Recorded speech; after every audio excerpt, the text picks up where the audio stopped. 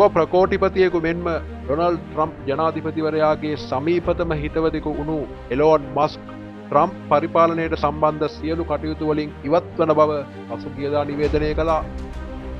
Trump පරිපාලනයේ නව ප්‍රතිව්‍යුහගත කිරීම වලට ඍජු දායකත්වයක් දැක් වූ එලෝන් මස්ක් එම කටයුතු අවසන් වීමෙන් පසුව මෙලෙස ට්‍රම්ප් පරිපාලනය හැර යන බව තමයි විදේශ මාධ්‍යවල සඳහන් වුණේ. කොහොම නමුත් එලෝන් මස්ක් සම්බන්ධ වුණු ට්‍රම්ප් පරිපාලනයේ නව ප්‍රතිව්‍යුහගත කිරීම වලට එල්ල වුණේ දැඩි විරෝධයක්.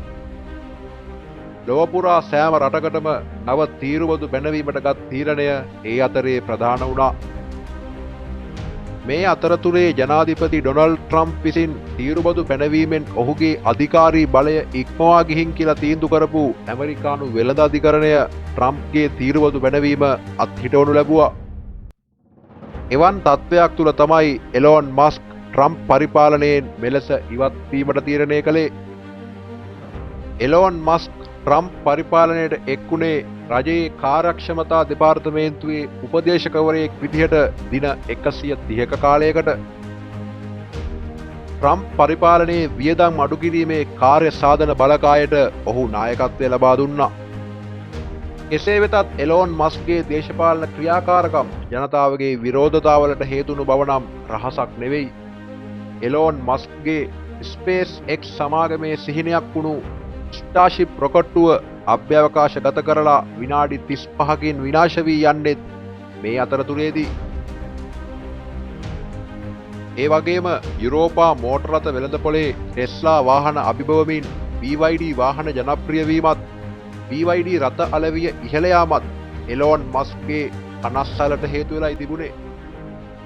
පසුගියදා එලෝන් මස්ක් සතු එක් සමාජ මාධ්‍ය වේදිකාව හදිසියේ ලොව පුරා බිඳවැටීමත් එක්ක එලෝන් මස්ක් කියලා තිබුණේ තමන්ගේ ව්‍යාපාර සහ සමාගම් වෙනුවෙන් කාලය වෙන් කරන්න ට්‍රම්ප් පරිපාලනයෙන් තරමක් ඈත් වෙනවා කියලා. ඒ විදිහට පහුගිය 30 වෙනිදා එලෝන් මස්ක් ඇමරිකානු රජයේ කාර්යභාරයෙන් ඉවත් වෙන නිල උත්සවය දවල මන්දිරයේදී පැවැත්වුණේ ඇමරිකානු ජනාධිපති ඩොනල්ඩ් ට්‍රම්ප්ගේ සහභාගීත්වයෙන්. එතනදී ට්‍රම්ප් විසින් එලෝන් මස්ක්ට දවල මන්දිරයේ රන්නාලේපිත යතුරක් තෑගි දෙන අවස්ථාව මාධ්‍යයේ විශාල අවධානයකට ලක් වුණා. මේ විදිහට රත්තරන් යතුරක් පිරිනැමීමෙන් ට්‍රම්ප් ජනාධිපතිවරයා අදහස් කරලා තිබුණේ එලෝන් මස්ක්ට ඕනෑම මොහොතක දවල මන්දිරයට එන්න අවස්ථාව තියෙනවා කියන එක. ජනාධිපතිවරණයේදීත් එලෝන් මස්ක් ඩොලර් මිලියන 250කට වැඩිය ඩොනල්ඩ් ට්‍රම්ප්ගේ මැතිවරණ ව්‍යාපාරය වෙනුවෙන් වියදම් කරලත් තියෙනවා.